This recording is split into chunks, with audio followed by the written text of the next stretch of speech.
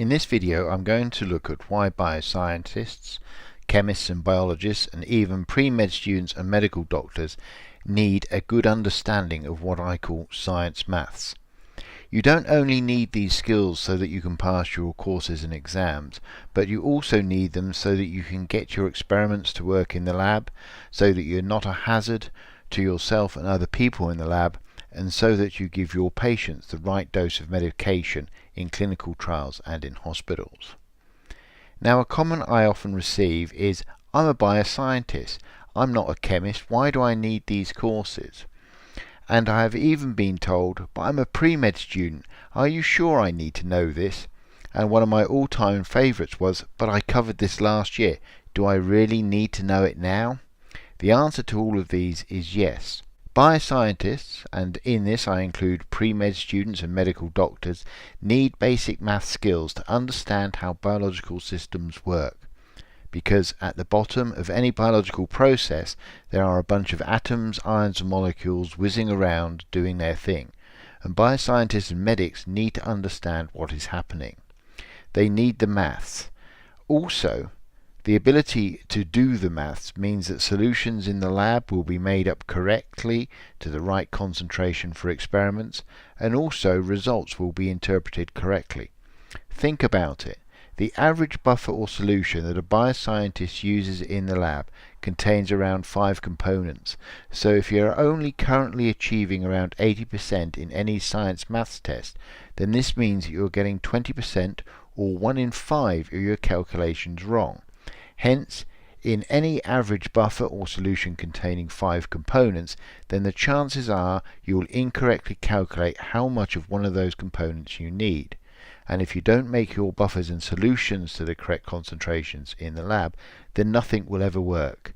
You may not get the results you need, the results you get may be wrong as the conditions in the experiments weren't correct, or you may incorrectly interpret any results you do get.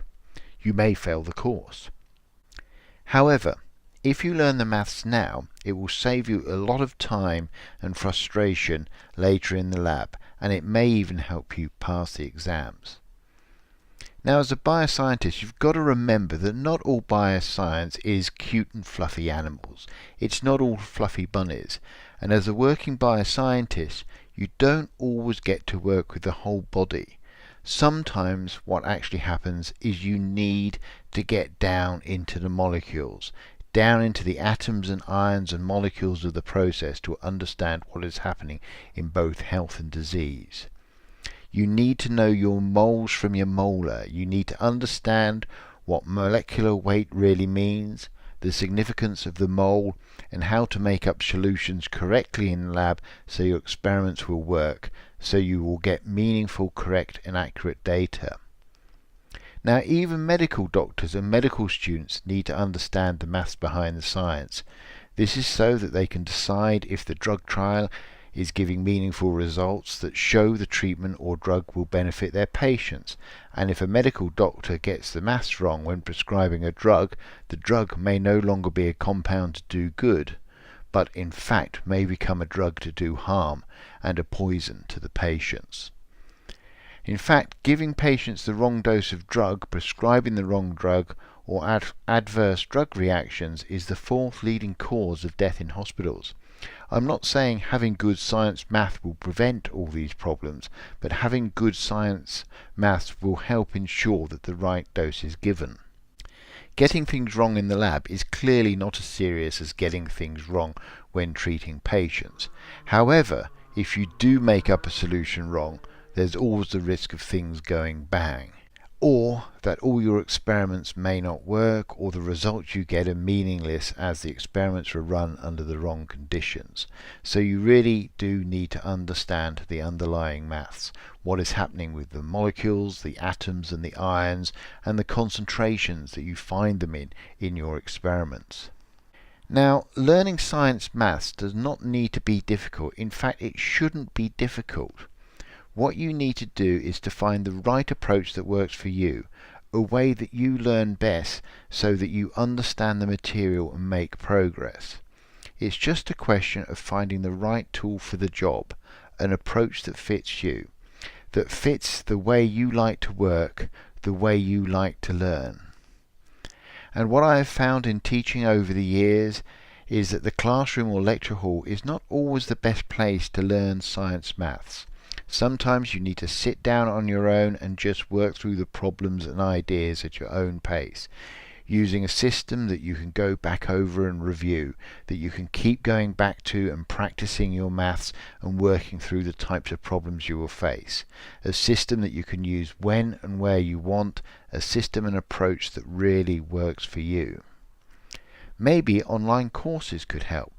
Maybe they could be the best learning environment for you, where you can use a mixture of text, images, diagrams, graphs, tables and videos to learn the material, and then use tests to explore your understanding of that particular section of work or idea.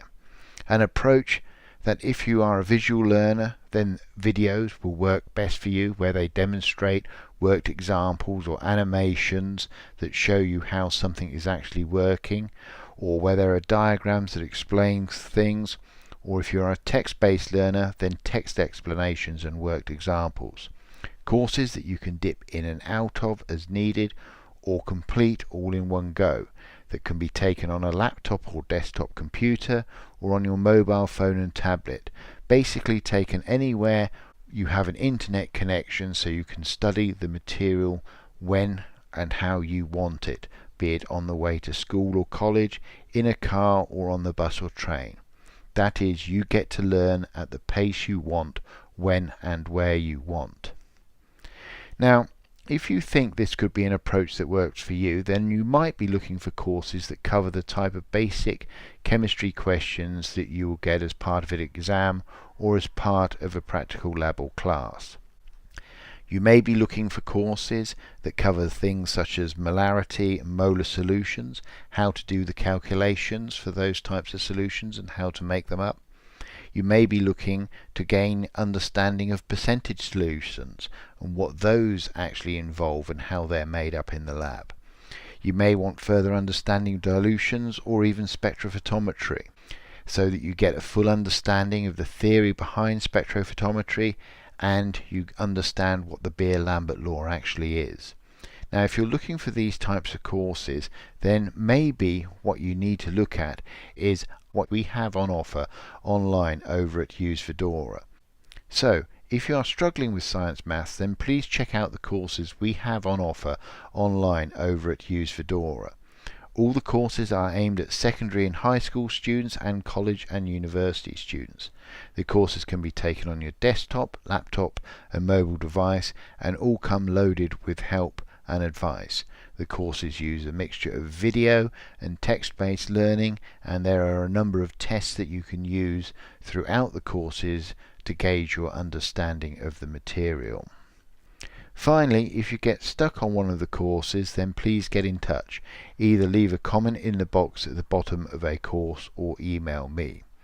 Hopefully you will find some or all of the courses that we have on offer useful, and if you have any ideas on how the courses can be made better or ideas for new courses, then please get in touch.